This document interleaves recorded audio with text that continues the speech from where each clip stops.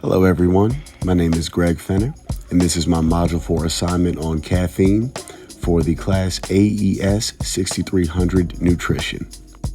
First and foremost, I'm going to define caffeine for everybody, and caffeine is a natural stimulant of the central nervous system. It's also known as a bitter alkaloid. Caffeine is unique in the sense that it can be a liquid or a solid as a food. As a liquid, it can be found in coffee, tea, energy drinks, all the Gatorade and Red Bulls we've seen on the shelves at stores loaded with sugars, and soft drinks that we drink at restaurants. As a food, it can be found in candy, chewing gum, cocoa beans, tablets, and even powders that go into our protein shakes, even powders that we put into other smoothies, foods, other things.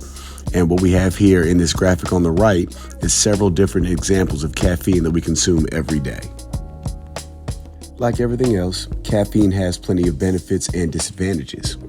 A few of the benefits are stimulation of the central nervous system, which allows us to react faster and increases our attentive nature during sports performance activities. It improves muscle recruitment to allow us to move faster and more powerfully. It also lessens pain perception during physical activity through adrenaline, and it increases force output in skeletal muscle during contractions that are below full capacity or max effort. On the contrary, some of the disadvantages of caffeine use, and in my opinion the biggest one, is insomnia and just impairment of recovery due to making us restless. As athletes, we need to be able to fully recover from physical activity. Also, irregular heartbeat can be very dangerous for people with a heart murmur, muscle spasms, involuntary shaking, things that we cannot control because there's just so much restlessness. Also, increased urination is very bad for your bladder. Gastrointestinal issues, same deal. And as far as physical impairments for pregnant women, this also increases the likelihood of miscarriage. Also, sleep impairment in infants once they're born can be a thing because of the same impairment of recovery and restlessness that occurs in us as grown adults due to caffeine use. With the appropriate dosage, almost all athletes can benefit from caffeine use.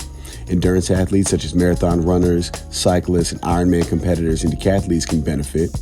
Burst athletes who have to exert maximum force in very short periods of time can benefit, such as track sprinters in the 100-meter dash, a high jumper, a long jumper, or a power lifter who's going to exert max force on the bar.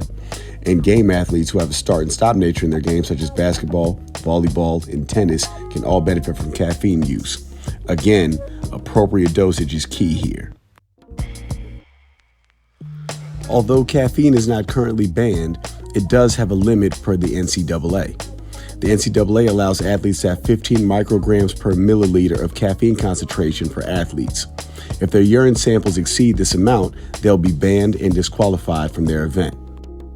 However, it is worth noting that caffeine was a banned substance in sports between 1984 and 2004 by the World Anti-Doping Agency, better known as WADA. For athletes, the recommended intake of caffeine is 3 to 6 milligrams per kilogram of body weight, used roughly an hour before the physical activity, as you don't want to take it too close to the activity or too far in advance, or it'll have no effect. However, 9 milligrams per kilogram of body weight is the absolute maximum recommendation for intake of caffeine before regularity starts to occur, like the ones mentioned on the disadvantages slide. Also, athletes should avoid ingesting caffeine too late at night because doing so will alter their sleep patterns and cause them to recover less from their activities.